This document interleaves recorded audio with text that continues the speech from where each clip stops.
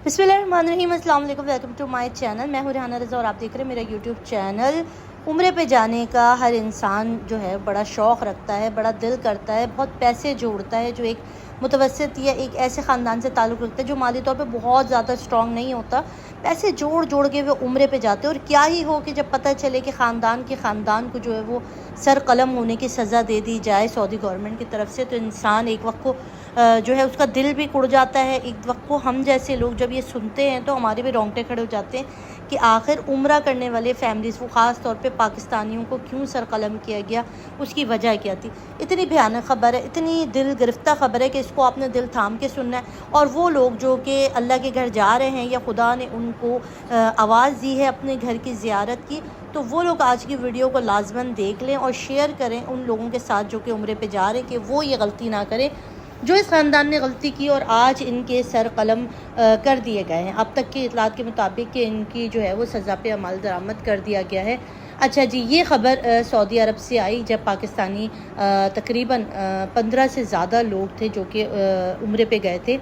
अब वहाँ पर जब ये लोग पहुँचे हैं एयरपोर्ट पर, और तब उनके सामान के अंदर से जो है वो मंशियात निकली। आपको पता है कि सऊदी अरब में जब भी मंशियात आपकी उससे निकलती है तो उसकी एक ही सज़ा है, वो है सर कलम होना।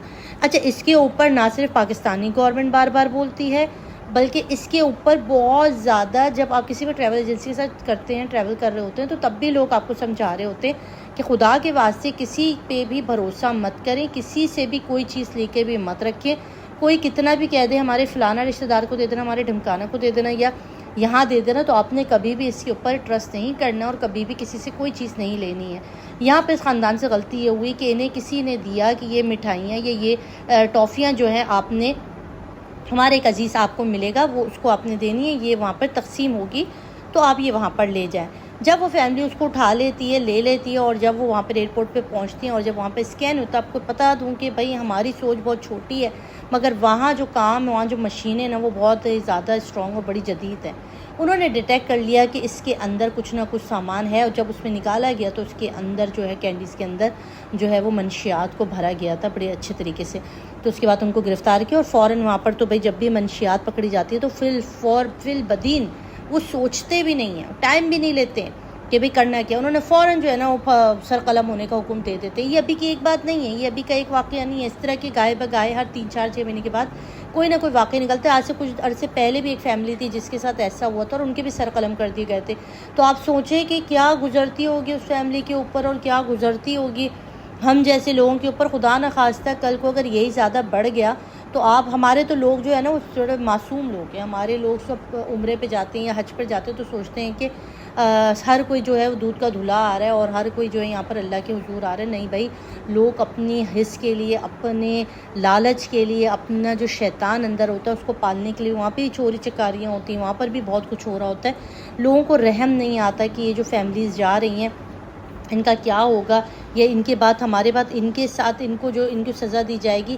बड़े बेरहम होते हैं। और हमारे मासूम लोग जो कि सीधे साधे होते हैं, ख़ास तौर पे जो गांव देहात के लोग होते हैं ना, वो बड़े दिल के नरम होते हैं और वो इन जैसे चालबाज लोगों के हाथों में बिक जाते हैं। और ये लोग भी बड़े सियाने होते हैं। ये लोग बैठे हुए होते हैं और मौके की तलाश में होते हैं। जहाँ इनको कोई सीधे साधे और बेवकूफ़ से लोग नज़र आते हैं ना, ये इनको खपा देते हैं। कुछ चीज़ें कामयाब हो जाती हैं मगर ज़्यादातर लोग पकड़े जाते हैं और उसके बाद यही हाल होता है जो इस फैमिली का हुआ है।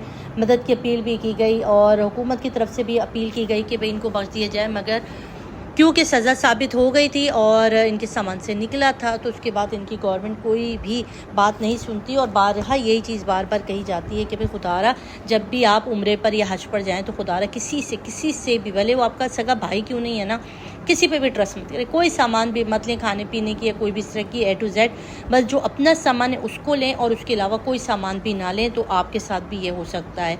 बड़ी दिल तोड़ने वाली ख़बर थी, दिल दुख के जो है ना धचका सा पड़ गया। तो मैंने कहा मैं आपके साथ ज़रूर शेयर करूँ। तो आपने जो है ना इसको शेयर भी करना है अपने लोगों के साथ जो उम्रे पे जा रहे हैं, और इसको लाइक सब्सक्राइब भी कर लेना। अपना रखिएगा बहुत सारा ख्याल, दुआ में याद रखिएगा। अल्लाह हाफ़िज़।